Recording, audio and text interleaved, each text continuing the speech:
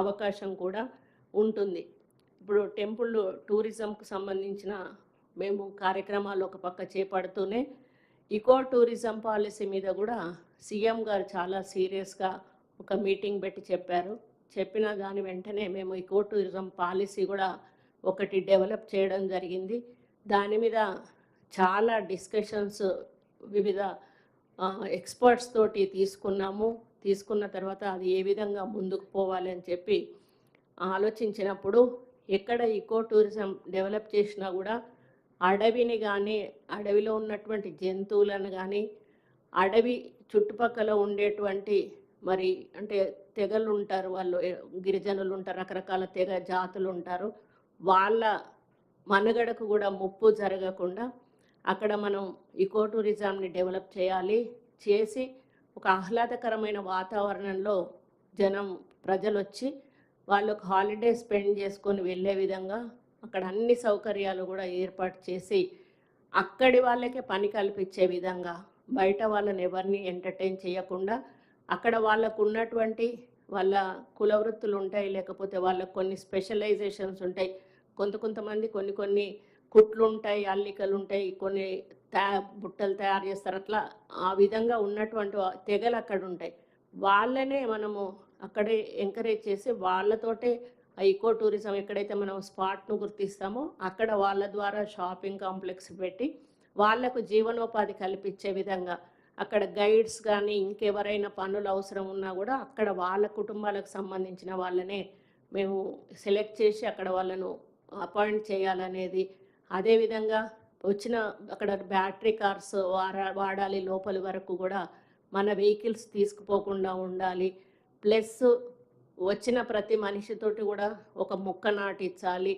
ఈ విధంగా సాయంత్రం కాగానే వాళ్ళకు ఏదైతే ఫుడ్ తీసుకునే ప్రాంతం ఉంటుంది, క్యాంటీన్ అంటాం, ఏమని అదొక పేరు పెడతాం, రెస్టారెంట్ అని ఏదో ఒక పేరు పెడతాం. అందులో వాళ్ళు కూర్చున్నప్పుడు అక్కడ వాళ్ళకి సంబంధించినటువంటి సంగీతానికి సంబంధించినవో, వాళ్ళ ఇన్స్ట్రుమెంట్కి సంబంధించినవో, మ్యూజిక్ సిస్టమ్స్ ఏమన్నా ఉంటే అది ప్లే చేసే విధంగా వాళ్ళకి అక్కడ అవకాశం కల్పించడము.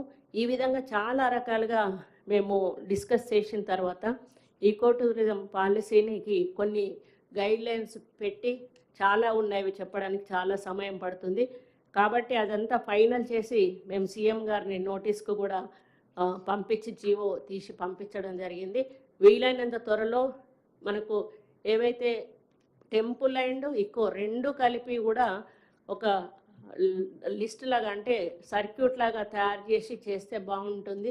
దానివల్ల చాలా చోట్ల ఇప్పుడు మేము ఐడెంటిఫై చేసిన వాటిల్లో forest area, Amrabad tiger reserve దాంట్లో Kawal tiger reserve, Vikarabad Ananthagiri circuit, ఖమ్మంలో కనకగిరి, ఆదిలాబాద్లో కుంటాల వాటర్ ఫాల్స్, కొత్తగూడెంలో Kinnerasani, Pakhal and Eturnagaram circuit, అదేవిధంగా నిజామాబాద్లో నందిపేట, నల్గొండలో గాజుబీదెం, మేడ్చల్లో షామీర్పేట, సంగారెడ్డిలో మంజీరా శాంక్చురీ, ఆసిఫాబాద్లో కాగజ్ నగరు.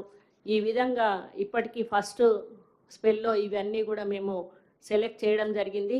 దీనికి దగ్గరలో ఏమన్నా టెంపుల్స్ ఉంటే కూడా ఇందులో వాటిని క్లబ్ చేస్తూ మరి ముందుకు తీసుకుపోవడం జరుగుతుందనే విషయాన్ని కూడా మరి తెలియజేస్తూ, ముఖ్యంగా మనకు ఎక్కువ మంది టూరిస్టులను ఆకర్షించడమే ధ్యేయంగా ఈ ఈకో టూరిజం, టెంపుల్ టూరిజం పాలసీని ముందుకు తీసుకుపోతా ఉన్నాము. ప్రెసిడెన్షియల్ ఆర్డర్ 2018లో వచ్చిన తర్వాత జోనల్ సిస్టమ్ ప్రకారము సబార్డినేట్ రూల్స్ను మనం సవరించుకోవడం జరిగింది. ఇందులో భాగంగా నవంబర్ 22లో ఫస్ట్ నోటిఫికేషన్ కూడా ఇవ్వడం జరిగింది. జూలై 9న ఆ నోటిఫికేషన్ ఇచ్చి దీని ప్రకారం దాదాపు 33 మంది నాన్ గవర్నమెంట్ దేవాలయ ఉద్యోగులను మేము 3 గ్రేడ్ 3 ప్రభుత్వ ఉద్యోగులుగా నియమించామంటే దాదాపుగా 6 సంవత్సరాల నుంచి పెండింగ్లో ఉన్నటువంటి ఈ ప్రమోషన్స్ని మేము వచ్చిన తర్వాత 33 మందికి ఈ యొక్క జియో ప్రకారము మేము ప్రమోషన్స్ ఇచ్చి వాళ్ళను ఒక మంచి పొజిషన్లోకి తీసుకురావడం జరిగింది. మరి సుదీర్ఘకాలంగా పెండింగ్ ఉన్నటువంటి ఈ సమస్యను కూడా మేము పరిష్కరించాము. మరి దేవాలయాల్లో పనిచేసే ఉద్యోగులు కూడా కొన్ని సంవత్సరాల తరబడి వాళ్ళకు అవసరం ఉన్న ట్రాన్స్ఫర్లు అడిగినా కూడా చేయనటువంటి పరిస్థితి ఉండే. మేము వచ్చిన తర్వాత వాళ్ళు కోరిక మేరకు ఇష్టమున్న వాళ్ళను మరి ఆగస్టులో ట్రాన్స్ఫర్ కూడా చేయడం జరిగింది. ఇది వాళ్ళకి చాలా హెల్ప్ఫుల్గా ఉంది. వాళ్ళు చాలా సంతోషంగా ఉన్నారు. అదేవిధంగా రాష్ట్ర పండుగలైనటువంటి సమ్మక్క సారలక్క జాతరను చాలా ప్రతిష్టాత్మకంగా ఎటువంటి ఇబ్బంది లేకుండా కూడా మేము నిర్వహించడం జరిగింది. బోనాల జాతర గతంలో ఎన్నడూ జరగనంత వైభవోపేతంగా కూడా మేము బోనాల జాతరను కూడా జరిపించడం జరిగింది. ముఖ్యంగా భద్రాచలం కళ్యాణం ఉత్సవాలకు లైవ్ టెలికాస్ట్ ఆపే ప్రయత్నం జరిగినా కూడా ఎలక్షన్ కమిషన్ యొక్క వాళ్ళ కోడ్ ఉందని ప్రత్యేకంగా లెటర్ రాసి మరి ఆఫీసర్స్ అక్కడ సెంట్రల్ ఎలక్షన్ కమిషన్తో మాట్లాడి అది ఎవ్రీ ఇయర్ చేసేది, ఇది ఎలక్షన్లకు ఎఫెక్ట్ అయ్యేది కాదు అని చెప్పి మళ్ళీ లైవ్ టెలికాస్ట్ కూడా ఈసారి ఇప్పించడం జరిగింది. మరి దేవాలయాలకు సంబంధించినటువంటి లడ్డు కానీ వాటికి నెయ్యి ఇతర వస్తువులకు సంబంధించి ఒక క్రమ పద్ధతిలో టెండర్లను పిలవడం జరుగుతుంది.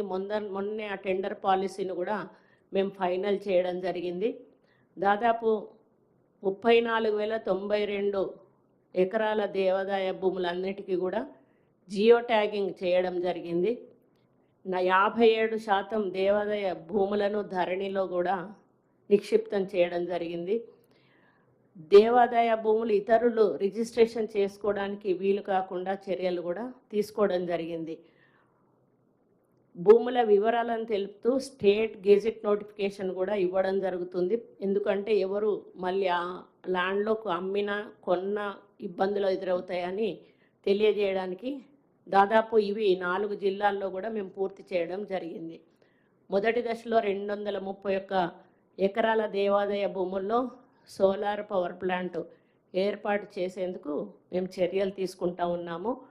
దేవాదాయ భూములను మేము సర్వే చేసిన తర్వాత సైన్ బోర్డ్స్ ఏర్పాటు చేసి ఇతరులు ఆ భూముల్లోకి రాకుండా ఉండేందుకు మేము ఈ కార్యక్రమాన్ని కూడా చేపట్టడం జరుగుతూ ఉంది. మొత్తంగా ఈ ప్రభుత్వం వచ్చిన తర్వాత ఎవరి శాఖ మీద వాళ్ళము ప్రత్యేకంగా ప్రతి పిన్ టు పిన్ మేము మీటింగ్స్ పెట్టి ఎక్కడ ఏం జరగాలి, ఎక్కడ ఏం జరగొద్దు, ఏమైనా పొరపాట్లు జరుగుంటే వాటిని ఎలా సరిదిద్దుకోవాలి, ఇక ముందు పొరపాట్లు జరగకుండా ఎలా చూసుకోవాలి, మరి అధికారులకు కూడా చాలా స్ట్రిక్ట్గా ఆదేశాలు ఇవ్వడం జరిగింది. ఈవోలకి మీరు మీ ప్రాంతాల్లో ఉన్నటువంటి మీ హ్యాండ్ ఓవర్లో ఉన్నటువంటి గుళ్ళను చిన్న నిర్ణయం తీసుకున్నా కూడా పై ఆఫీస్